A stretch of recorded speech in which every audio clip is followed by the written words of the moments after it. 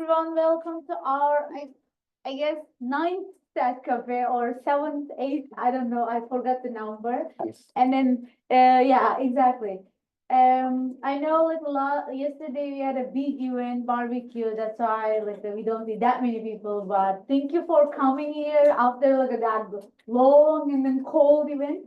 So here we have Alex, Coulter. Yes. He's one of my friends, and then he's a fourth year PhD student in the statistics department here. And then his research focused on non-Euclidean regression problems. He's currently working with Dr. Jiang John, yeah. Jiang and Dr. Ni on genomics research, and previously worked with Dr. Irina Gainanova. She was with us a couple of years ago on diabetes research. Alex attended the University of Michigan for his undergrad, studying climate physics and statistics. After graduating and working in the automotive industry for 4 years, he moved to Texas to obtain his MS in statistics from Texas A&M in 2020. Since then, he has been an active member in the PhD program. He is one of our SGSA officers. I think he is treasurer. And also like that he took some roles in GPSJ. Please welcome, please join me welcoming Alex in Stack of It. All right, thank you for the introduction. Today's talk is going to be a little bit of a reprise from the talk that I gave about 2 years ago.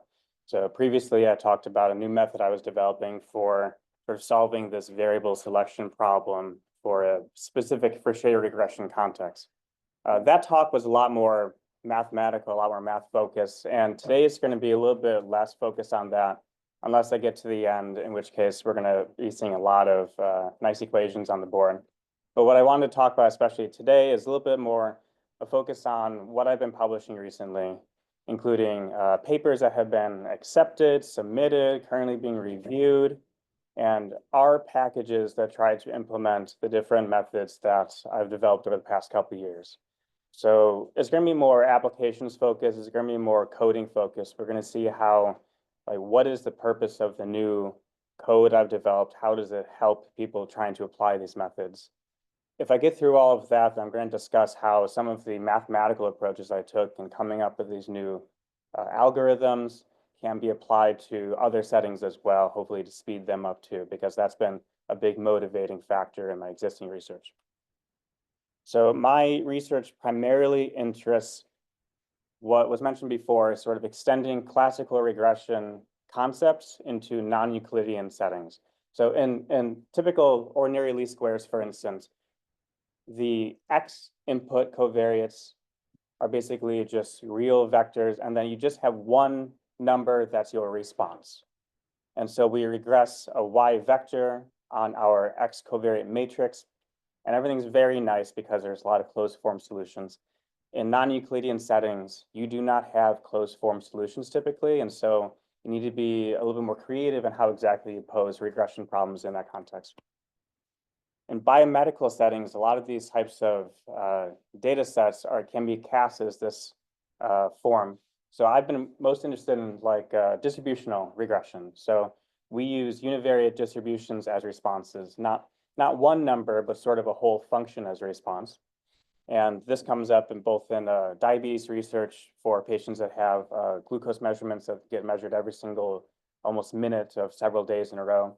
Comes up in recently now, because I kind of try to introduce it in genomics research, where new technology allows us to have single cell transcriptomics measurements that give us more of a cell specific look at how gene expression occurs rather than previous bulk methods. And there are other settings like matrix responses where you might have connectivity, matrices for like brain connectivity, or maybe you have spherically constrained data such as MRI information about how the brain lights up under certain scans. And the other big focus of my research is methodological accessibility. The big problem with a lot of non-Euclidean responses is they are big. It's not one number anymore, but maybe you have a whole matrix where you have an entire function that's your target. And often you can if your data set's large enough, you can specify what exactly these look like to almost arbitrary precision. So how do you come up with methods that are fast when your data set explodes like this in size? How do you come up with methods that are memory efficient? Because you want to be able to run them on your own machine, not have to rely just on large clusters to do all the work. This is something that should be accessible to undergrads, to like your lay person. So what I've been trying to do is make sure that we have methods for these settings that you can run on your machine, and it won't take you a long time. It won't take you a lot of memory. We have a couple of recent papers that have been accepted. So the first one is the paper basically that contains the method I previously discussed. So it's a variable selection process for Frisch regression, which we'll get to, that we applied for CGM, continuous glucose monitoring data for diabetes research. That's going to be in the Annals of Applied Statistics this year. Currently, right now, I'm getting emails from a reviewer about suggestions for how to update our submitted paper for the R package that implements the previous methods. And we also have a just recently submitted preprint for applying distributional approaches to single-cell transcriptomics to kind of illustrate how we can have a one-stop shop for whole distribution effects rather than trying to look at univariate responses like mean or variance. So we'll get to those applications shortly. I wanted to sort of give a shout out, a thanks to my various co-authors. So as previously mentioned, I was working with Dr. Gananova on the paper about glucose and diabetes research. And currently I'm working with Drs. Yuchao Jiang and Yang Ni on the transcriptomics. Also, Rebecca Lee has been very helpful for getting the R package established for our Fisher regression methods to kind of introduce them to the world. And then also, most recently, our paper on bioRxiv helped out by Anthony Tong, who's been great in kind of wrangling a lot of the computational resources to use other methods which can't be applied on your own computer. And then within the biological like background context, we have a couple of medical doctors working with us on the diabetes research, Dr. Rashmi Arora and Naresh Punjabi. So the R packages that we have created include fast Frisch. This implements fast and numerically stable Frisch regression and variable selection methods with the currently distribution setting context. So we'll get to that briefly. But if you want, you can currently download this package from my GitHub. It runs on Mac OS and it runs on Windows. And the other package that has been written is basically one that uses fast Frisch as a backbone to implement the single-cell transcriptomics methods that we'll be seeing as well. And that's called DiscQTL, also available on my GitHub. So a little bit of applications background. So we've been working in diabetes research, and we've been working in single-cell transcriptomics. Patients who have diabetes need to measure their blood glucose levels multiple times a day so that they know how much of certain foods to eat, so they can keep track of their blood sugar so that they don't like die. And one of the great new inventions, I would say new, like maybe within the past decade or two, are these wearable devices called continuous glucose monitors, where instead of having to prick your finger and measure your blood glucose with sort of like this little laboratory setup multiple times a day, you can have one of these devices put onto your arm and it'll measure your blood glucose, really your interstitial glucose, about once every 5 minutes. So you can get a very up-to-date, regular bit of information about how your blood glucose is changing throughout the day. And it really helps these patients make decisions about like their eating habits. We have a study that we've been using, this hyperglycemic profiles and obstructive sleep apnea, a study trying to relate diabetes and sleep apnea conditions. And you can envision how a CGM device data looks throughout the day on the left-hand side of this graph here. You have waves as people eat, as they as they don't eat, as they sleep. Their blood glucose is very variable throughout the day. But what we're interested in is representing all of that data in a distributional form. So imagine you take your graph on the left-hand side and you collapse it all the way down so that you can form a histogram of observations collected over, in this case, about a week's worth of time. And the histogram is kind of this discrete density function. And really what we're interested in is sort of a discretized quantile function representation. So the graph on the right-hand side, that is the type of data that we're working with within this context. Within single-cell transcriptomics, the basic idea is that, I don't know how these devices work exactly, but if you give a tissue donation, maybe it's a blood donation or a part of physical tissue, they are able to separate individual cells within that tissue and somehow measure how much each individual gene in your cell is being expressed, how many times it turns into a protein, essentially. And this technology allows us to break cells down by certain cell types, so certain monocytes, B cells, T cells, and we can get a much more data-rich sort of visualization about how gene expression varies from cell to cell for each individual donor, rather than previous technology where we group them all together in sort of one big batch. And the type of data that we work with in this case, it comes to us as basically two large matrices. We have a genotype matrix where we have, for every single donor, sort of a measurement of what type of allele they have at certain gene locations. And then we have a gene expression matrix where for every single individual cell, we can measure for each gene how many times was it expressed. And these large matrices, we need to find some way to sort of work with them and compact all of that data into kind of the same type of responses we see on the right-hand side again. Each individual donor, we can calculate for them a distribution of gene expression. And that's, again, going to be our target. So to go back to the packages a little bit, what the FEST-Frichet package implements is it implements Frichet regression, which we will get to. It implements a new custom QP solver to basically estimate conditional distribution responses.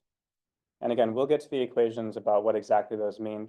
It does variable selection. So if you have a fixed set of covariates in your X matrix, we can figure out which one of those correspond to effects in your responses. And it also implements sort of these resampling based schemes on top of variable selection. So cross-validation and stability selection. Yes, got a question? So in this case, you mentioned there are like different cell types. Are you getting a categorical distributions, or are you getting like different distribution for different cell types and then you can multivariate? So typically these matrices here, so the question just for people on Zoom was, I mentioned that we have cell type information. How exactly does that come as part of this?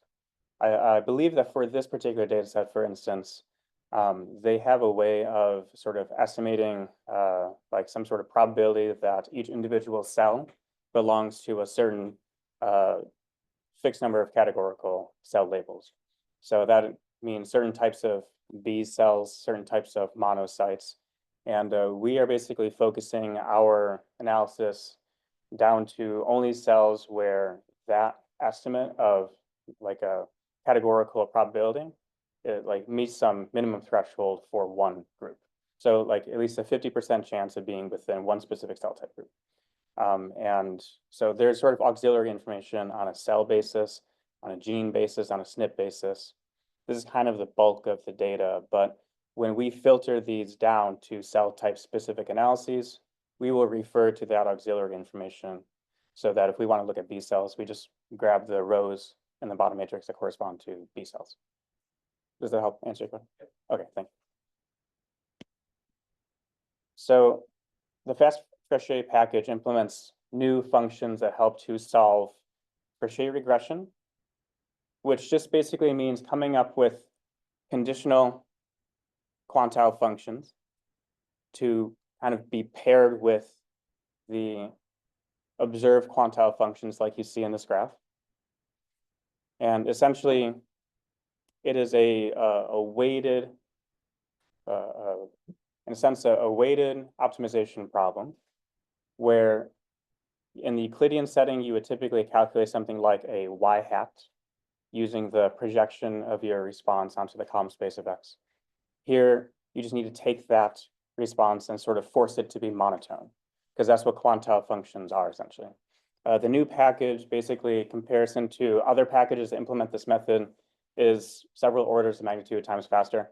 So two other packages, WRI and Frichet, do this step in 30 seconds for basically like 100 different samples like we saw from the previous graph. Our method does it in about 3 milliseconds. So if you need to apply this many times, if you want to use larger data sets, it's helpful to have something that does it numerically exactly and also very fast. We do the variable selection problem where the idea is we are essentially trying to solve for a vector whose entries are going to be either 0, which corresponds to a variable not getting selected, or entries are positive, which corresponds to a variable being selected. Kind of like how lasso brings coefficients exactly to 0, or it leaves them non-zero. And compared to the previously published method, our new package implements this, again, about 20,000 times faster. And so, again, if you want to be able to use this for any data set that's not just a toy size, you want to be able to do it in a fraction of a second, not over hours or days.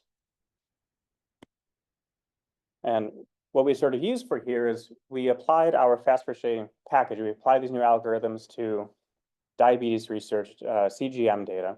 We're trying to figure out, again, from our study that we're using, how do measurements of sleep apnea severity relate to diabetes severity? So we have a variable selection problem, essentially, that we posed.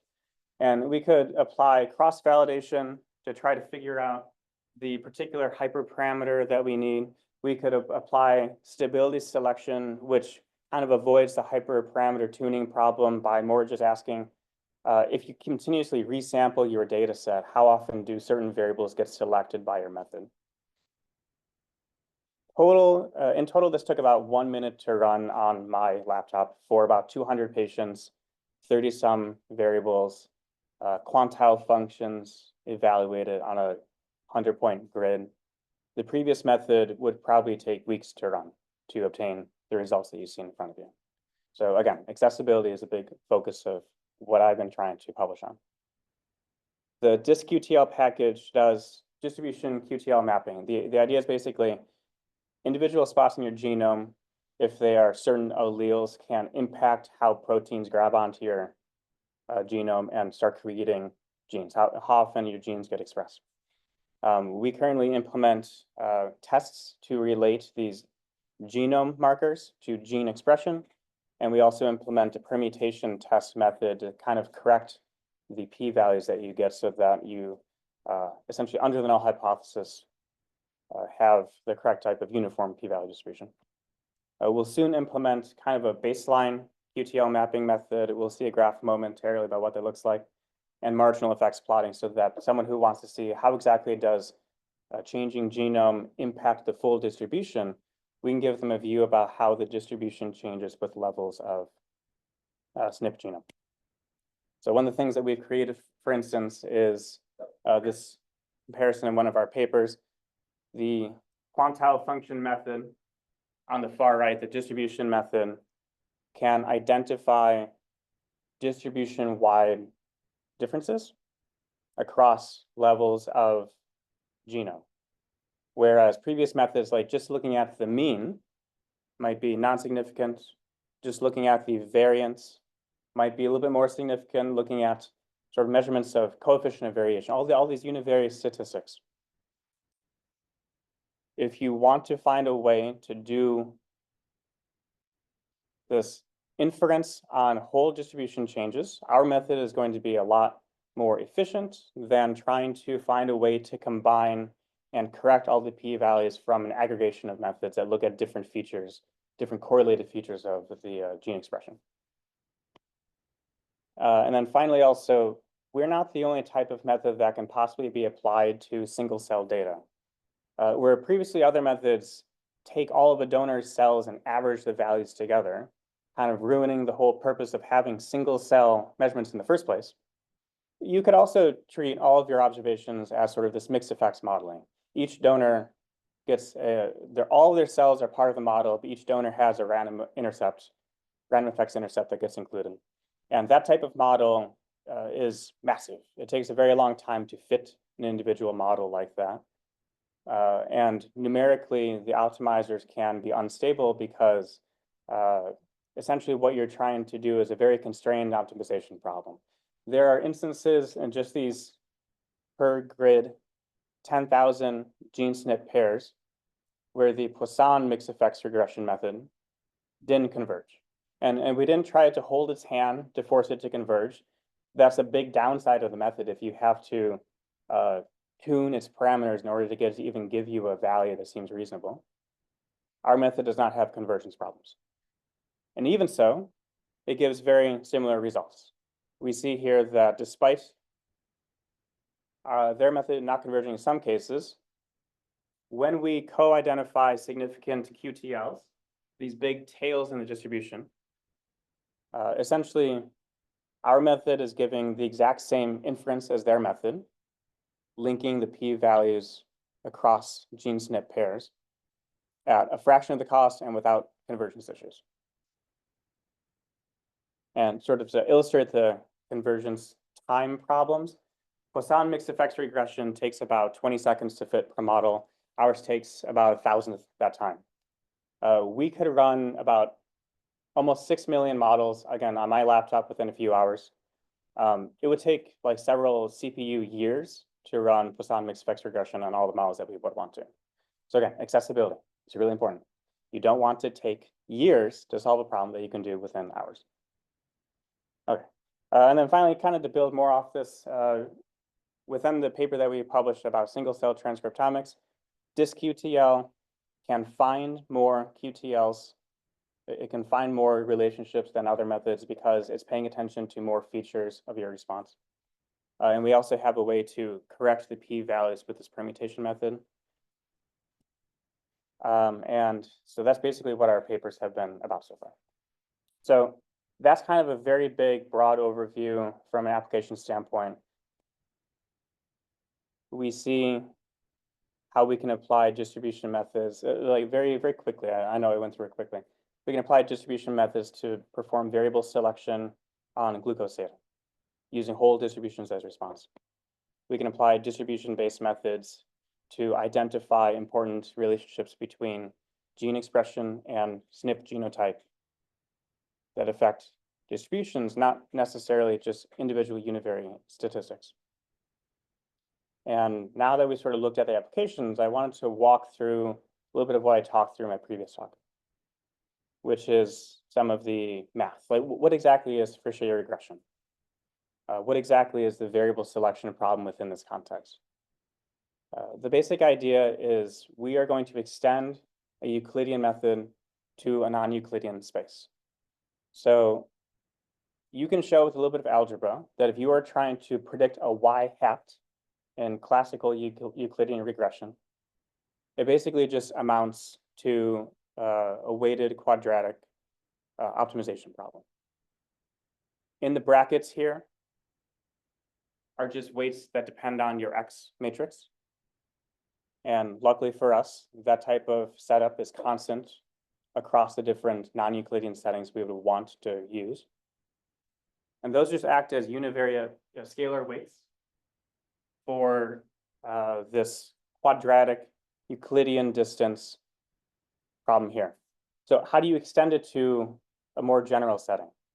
Well, Euclidean space is a type of metric space. Basically, a space of like objects like vectors, matrices, in this case, just univariate scalars, equipped with a way of describing how far apart two different objects in that space are. So a metric is just basically a distance. In this case, Euclidean distance is a metric where if y, I, and y are exactly equal to each other, then the distance between them is 0.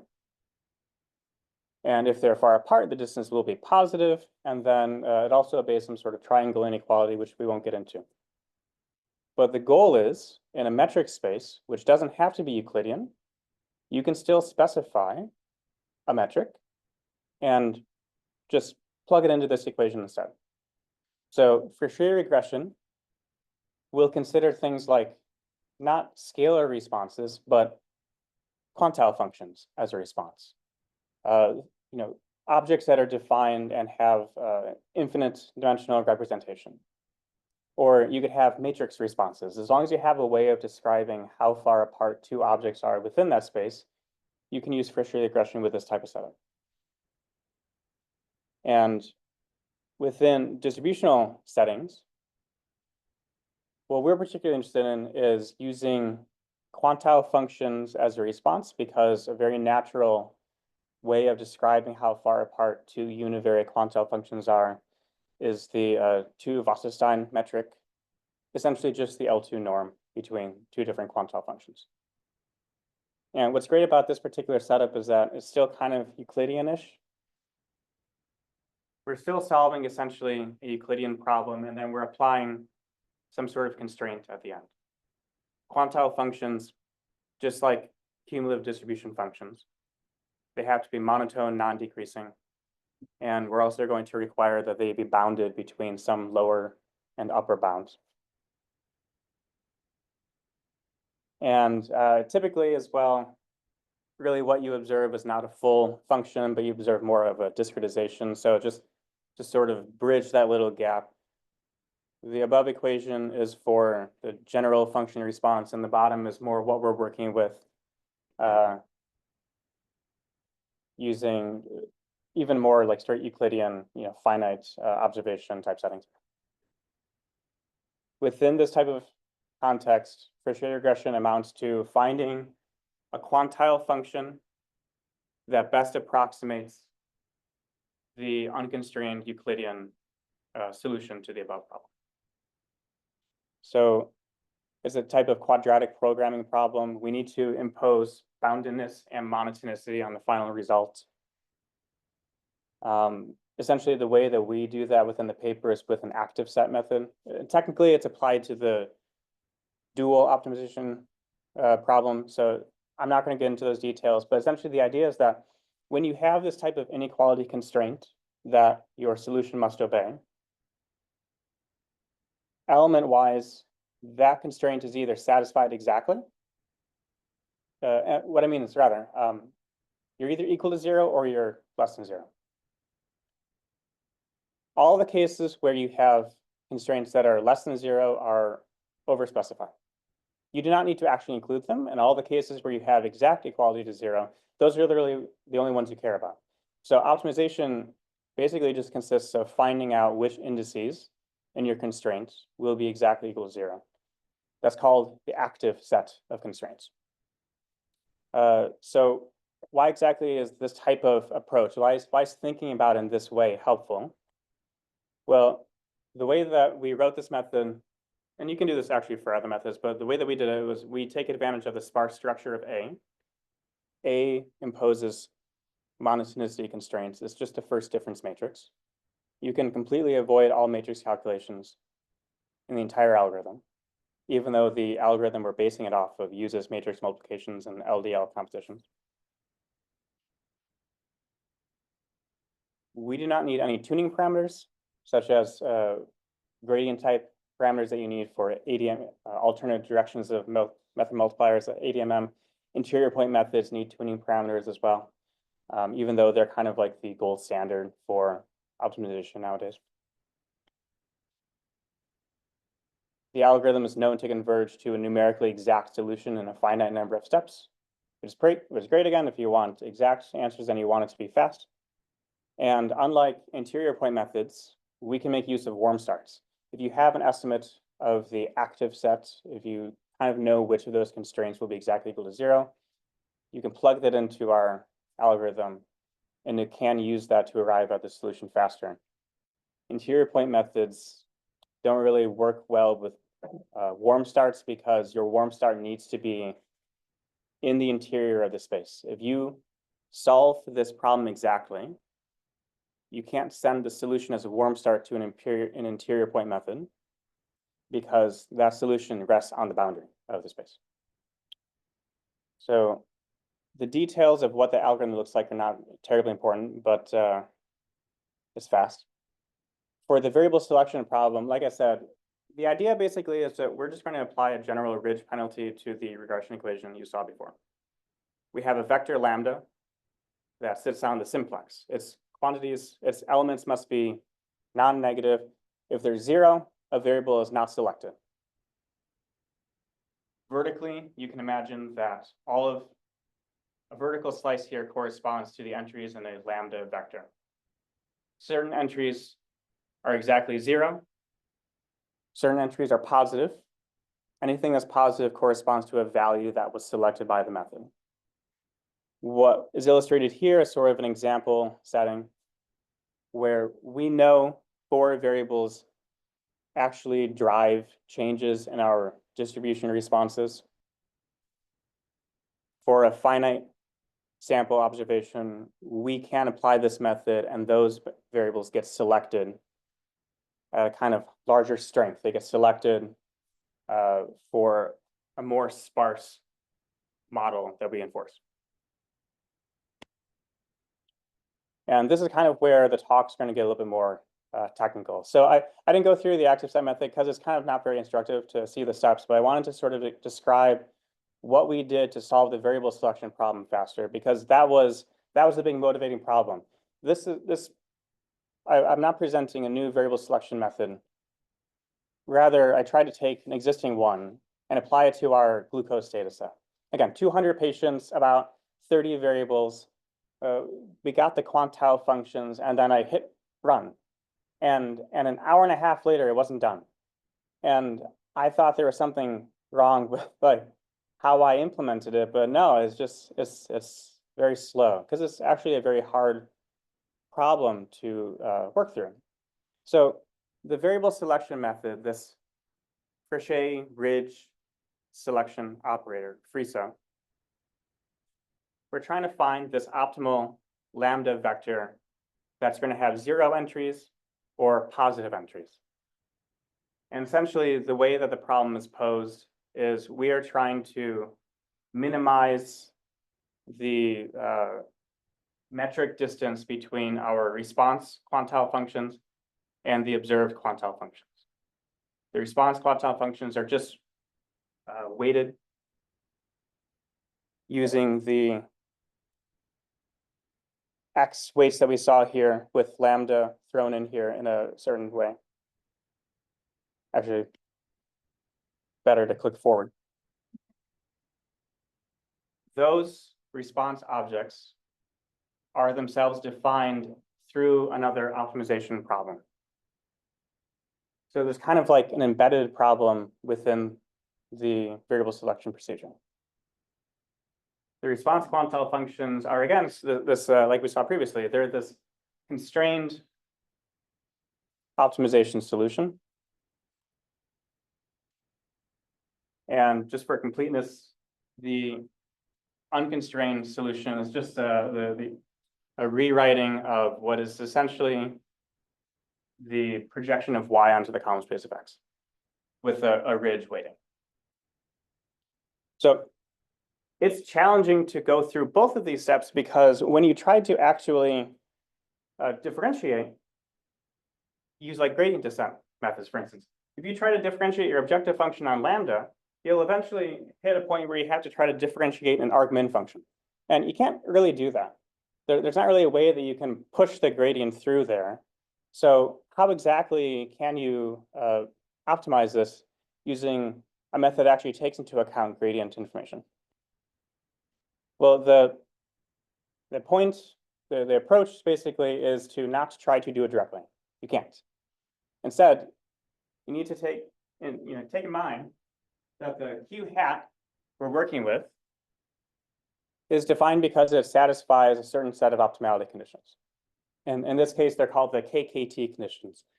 And we'll see what the most important ones are, but essentially the idea is that instead of differentiating argmin, you're going to differentiate a system of equations that allows you to implicitly pull out the gradient object.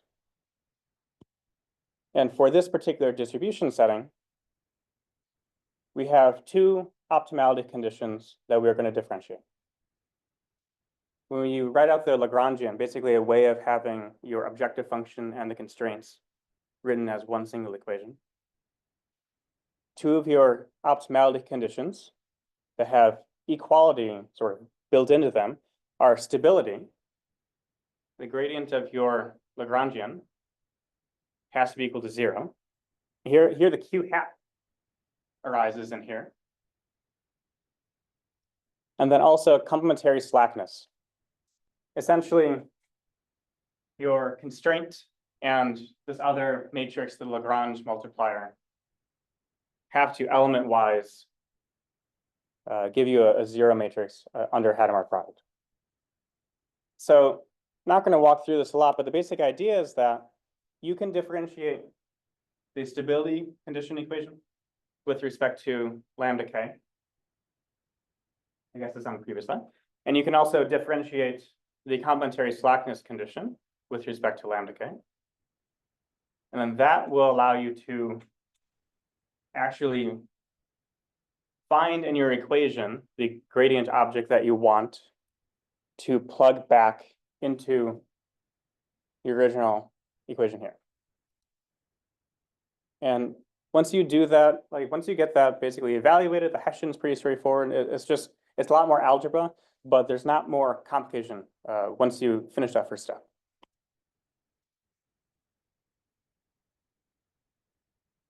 So when we're trying to find the optimal lambda, again, like I said, it's kind of constrained to this simplex.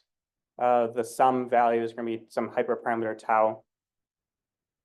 It's a constrained optimization problem where you need to make sure that you stick to a hyperplane, and then you also can't go too far outside of a certain range.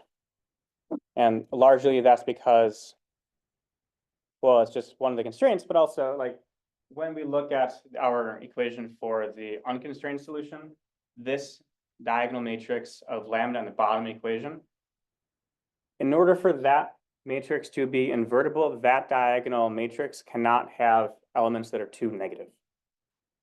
Because otherwise, some of your eigenvalues will then be 0, or they'll even flip to negative eigenvalues and everything gets ruined.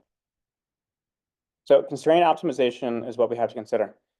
So you can still do this maybe with projected gradient descent. You can specify a whole new Lagrangian for lambda.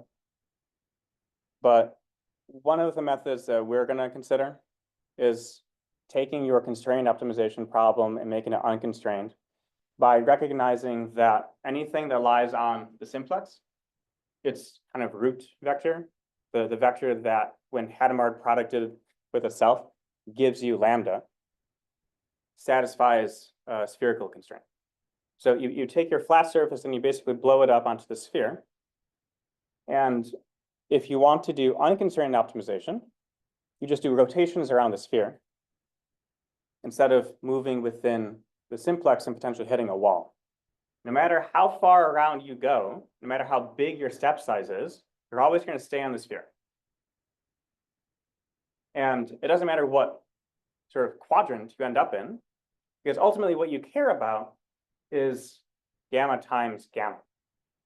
Any sign difference because you're in a different quadrant gets canceled out by the square operation.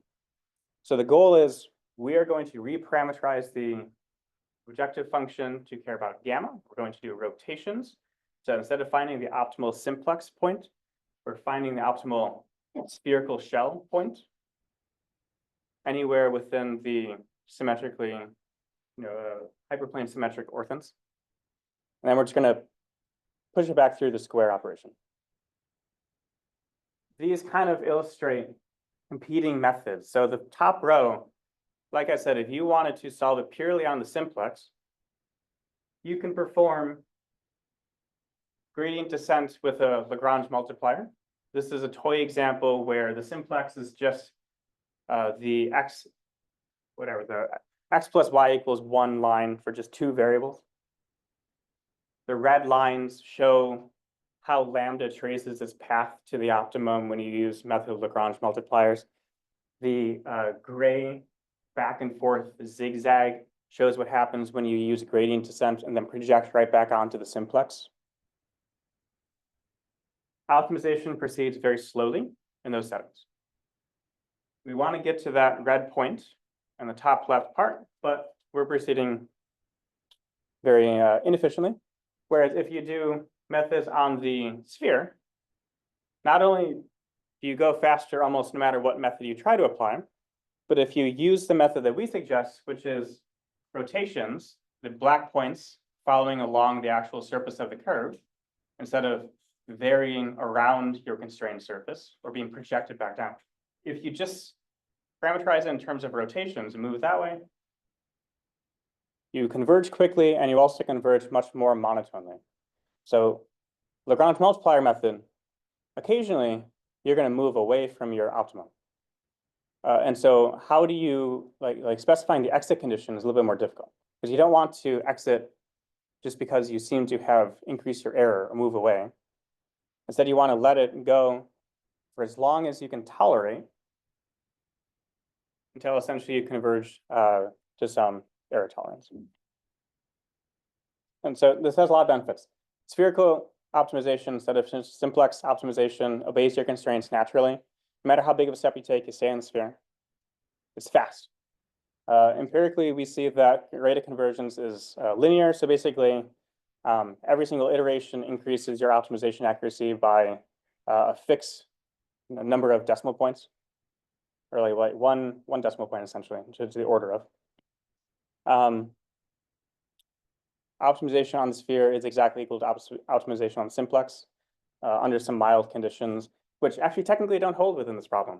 So we've found out that the lambda objective function can be non-convex, but we suspect that looser conditions hold that still allow optimality to match between your two different parameterizations. And also, you can implement sort of a momentum-based method. And it kind of helps with the non-convexity in case that's ever really a problem. But if you're rotating along the sphere and you keep getting pushed in different locations, you can take into account previous rotational directions and kind of more curve around to obtain your optimal solution. So I think I have a few minutes left, and we're kind of on the bonus topic now. So what I discussed was optimization in kind of this distribution setting. But there are other metric spaces. You can have complicated response objects that aren't distributions. You can have complicated metric space responses maybe that are something like positive definite matrices. So you care about the cone of positive definite matrices, and you define a sort of distance between those two types, between matrices in that region. One of the examples from the paper that we kind of improved their algorithm for was Cholesky metric. Essentially, the idea is that you just perform Cholesky decomposition and then it's Euclidean metric. There are some problems with that I'll touch on in the next slide, but and the other example is spherically constrained data. So instead of having just like random points in space, you force your actual data to be self-constrained to the surface of a sphere. And that's a little bit more interesting because the typical metric that you would want to use in this case, which has nice inner product properties, is kind of this great circle metric. You take an inner product of 2 points in your space and you push it through this nonlinear transformation, this inverse cosine, our cosine function. For the first case, the positive definite matrices and Cholesky metric, very boring. Once you perform Cholesky decomposition once, everything's Euclidean. The Frechet mean, how do you estimate the weighted Cholesky factor using a bunch of other Cholesky factors? Some of the entries have to be non-negative. If they are negative, you just make them 0. Very simple. For performing variable selection, technically there are issues, which weren't really touched on in the original paper.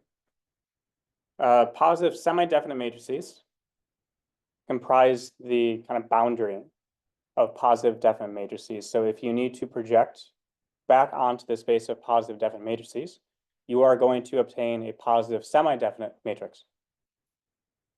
But the Cholesky metric is not well defined for that set. So you need to just kind of be a little bit more careful about what exactly you care about within this setting.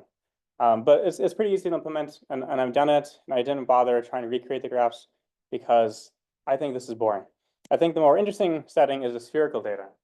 So the constraint is boring. Okay, so the metric itself is boring.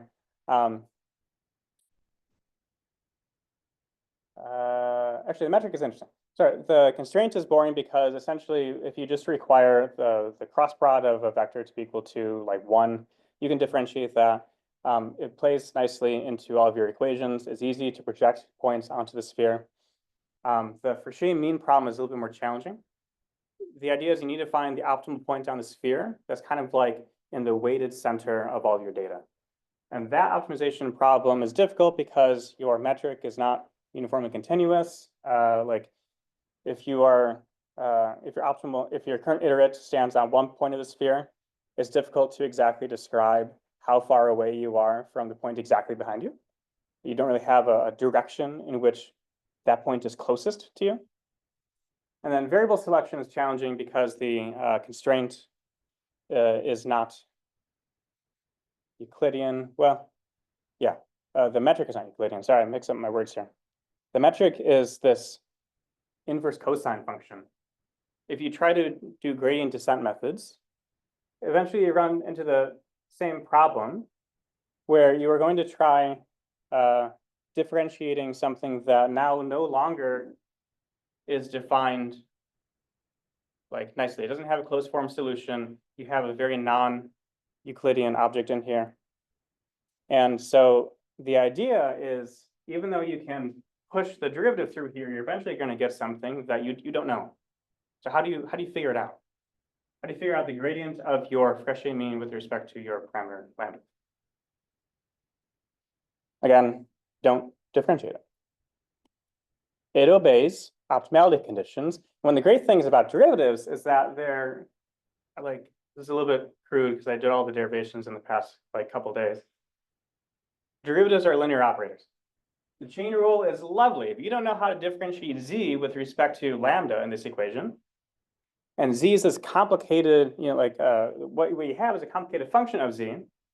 If you can just differentiate all of the pieces, eventually at the very end, you will get your unknown object, gradient of z with respect to lambda, and everything else just becomes a matrix that you know. If you know z and you know how to perform the other derivatives, you don't need to know that object on the right-hand side.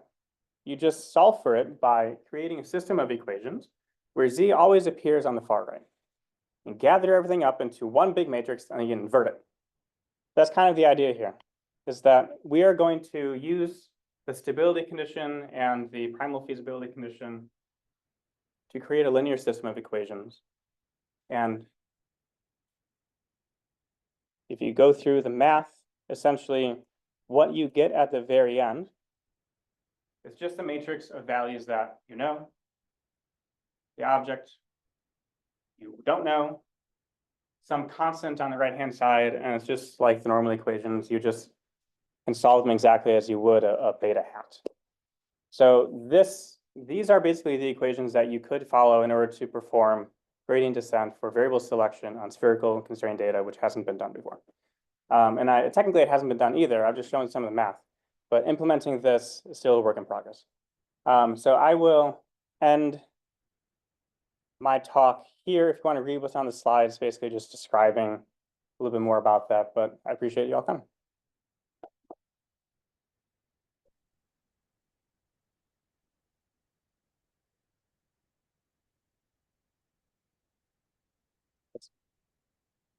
I have two questions that I want comment on this. The first one is, are you familiar with Harvard generalized Harvard for isotonic equations? No, I'm generalized isotonic equations. Okay. And in recent years, people also have been using that. Some work also have been developed using metric sets. Generalized Harvard. Yeah, I've not heard of it, no. But for some of these problems, active sets aren't really how we could solve them. So that might be a great approach for the distributional case because active sets are really important within the inequality constraint. But within spherically constrained data, sort of the optimal Lagrange multiplier is 0. It like falls out of the equation once you solve for it. So there's not really like an active set to talk about. And yeah, like I think the formulations that we mentioned. All right. they are also having like, also have like this topic. Hmm. I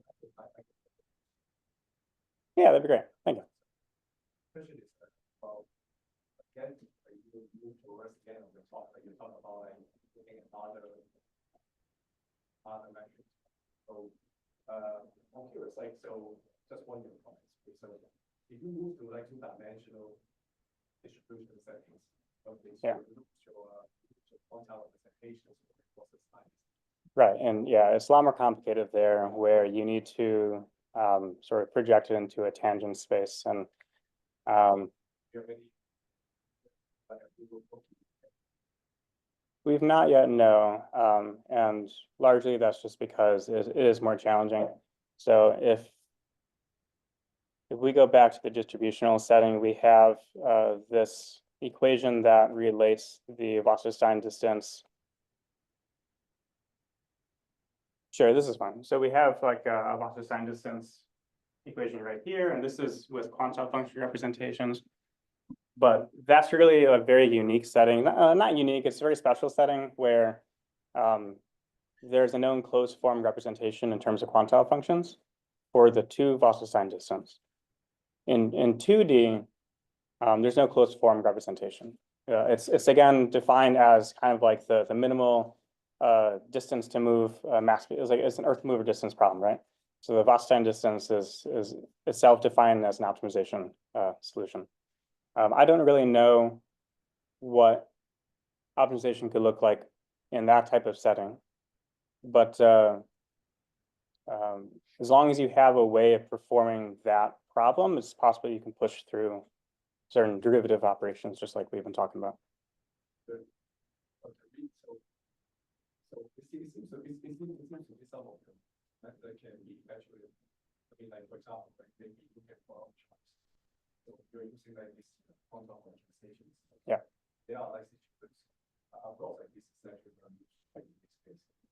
So for, but I think like some other, there are also other restrictions. Because at the end of the day, they are not parametric representations or parametric representations. Yeah. All questions like seems to be like no need to use some of these. You can also be incorporated in a parametric model. I think so, yeah. So I think it depends on how you're doing the non-parametric as well, but I would imagine so. Like if you're doing non-parametric distribution approximations with Gaussians, that's another setting where the Wasserstein distance is closed form. It's sort of a factor of the covariance matrices in particular. But you know, if you're doing like a mixture of those, I don't know if I guess but this, well, if you know this, like you will still actually specify distance. And then Yeah. it's hard to calculate, but then in this case, then most of the time you will specify, for example, visual models or some other models.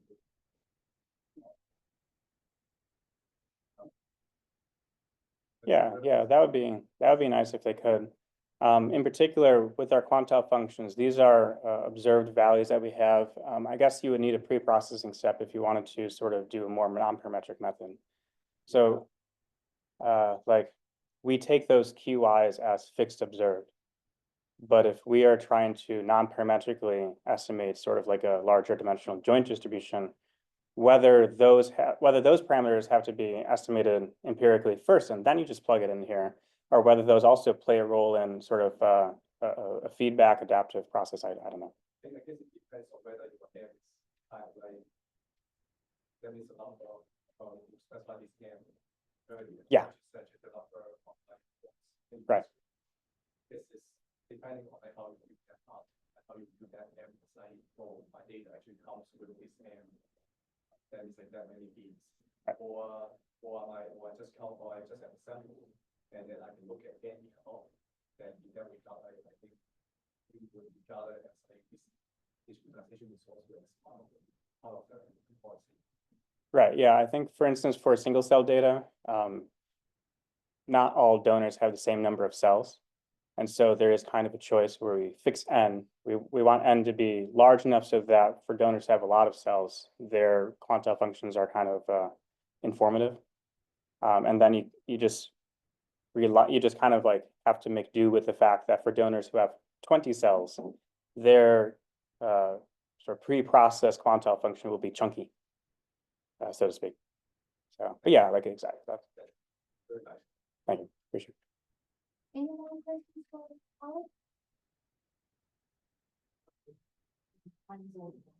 So let's thank him again for the great help.